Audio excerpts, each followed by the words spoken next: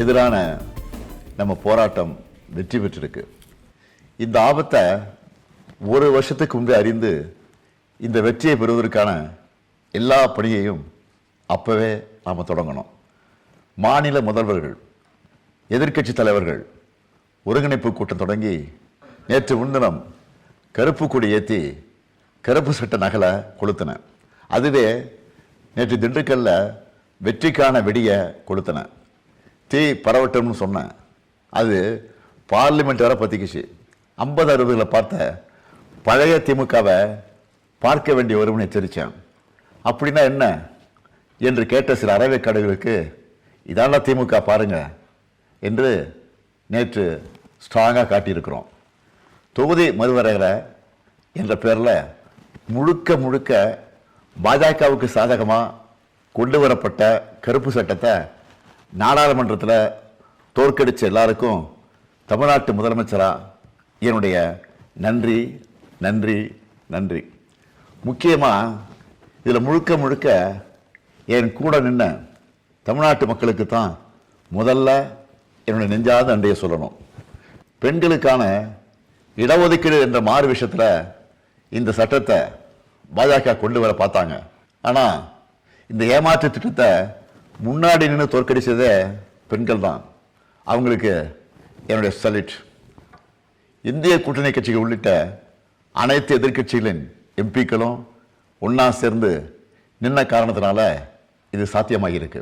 வடக்கு தெற்கு என நமக்குள்ள பிளவை ஏற்படுத்தி சண்டை போட்டு வைக்கலான்னு நினைச்சவங்களுக்கு சரியான சம்மட்டேடி கிடைச்சிருக்கு.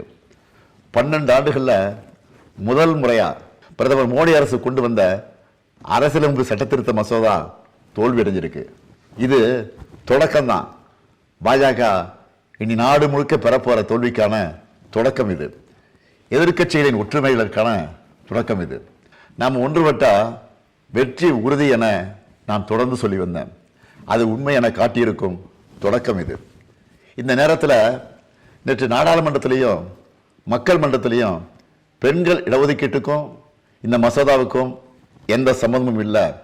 இது ஒரு தேச விரோத சட்டம், இதை அனுமதிக்க மாட்டோம், இதை எல்லோரும் சேர்ந்து தோற்கடிப்போம் என தெளிவான உணர்வுகளை வெளிப்படுத்தின மக்களவை எதிர்க்கட்சி தலைவர் அன்பு சகோதரர் ராகுல் காந்தி அவர்களுக்கும், காங்கிரஸ் நாடாளுமன்ற கட்சித் தலைவர் அம்மையார் சோனியா காந்தி அவர்களுக்கும், காங்கிரஸ் பேரியக்கத்தினுடைய தலைவர் திரு மல்லிகார்ஜுன் கார்கே ஆகியோருக்கும் என்னுடைய நன்றியை தெரிவிச்சுக்கிறேன்.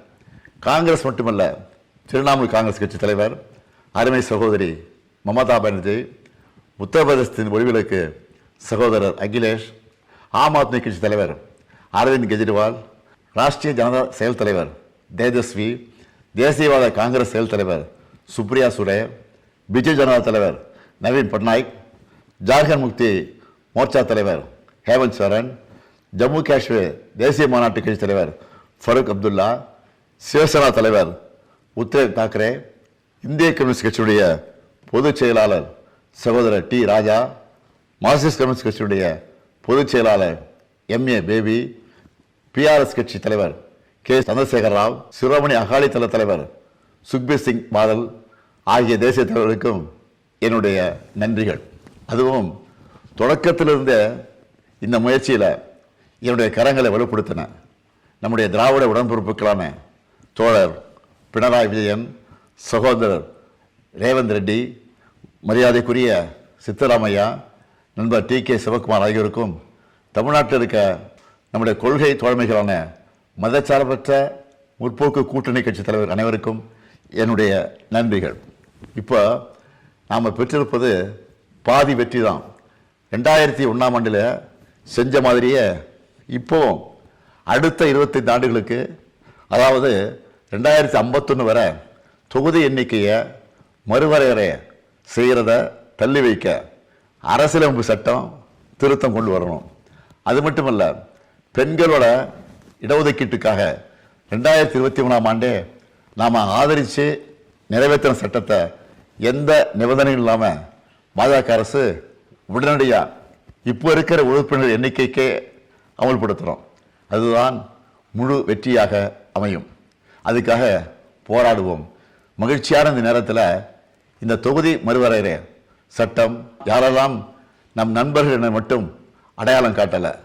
தமிழ்நாட்டின் துரோகிகள் யாருன்னு அவங்க வாயாலே சொல்ல வச்சிருக்கு. அப்படி துரோகம் செஞ்ச பழனிசாமியின் அடிமை கும்பலுக்கு தேர்தலுக்கு முன்னாடியே படுதோல்வி கிடைச்சிருக்கு. பழனிசாமி டெல்லியோட ஏஜென்ட் என்பது மீண்டும் நிரூபணமாகியிருக்கு. நம்ம திராவிட இயக்க வரலாறு என்ன? இந்திய அரசியலமைப்பு சட்டத்தில் முதல் சட்ட திருத்தத்துக்கு போராடி இடஒதுக்கீட்டை கொண்டு வந்தது திமுக. எப்பெல்லாம் இந்தி திணிப்பு வருதோ அப்பெல்லாம் உறுதியா போராடி வென்றது திமுக. அதே மாதிரி தான் நேற்று தமிழ்நாட்டோட உரிமைகளை பிரதிநிதித்துவத்தை தடுக்க நினைச்சதை போராடி வென்றிருக்கு திமுக. இந்தியாவே இன்னைக்கு திராவிட முன்னேற்ற கழகத்தை பற்றி உயர்வா பேசுது. நம் வெற்றிகள் தொடரட்டும், தொடரும். தமிழ்நாட்டு மக்களை சொந்த நாட்டிலேயே அகதிகளாக்க பார்த்த பாஜகவுக்கும் அவர்களுடைய ஏவல் அடிமைகளான அதிமுகவுக்கும் 2026 சட்டமன்ற தேர்தலில் மறக்கவே முடியாத மாபெரும் தோல்வியை கொடுப்போம். வெல்வோம் ஒன்றாக. நன்றி, வணக்கம்.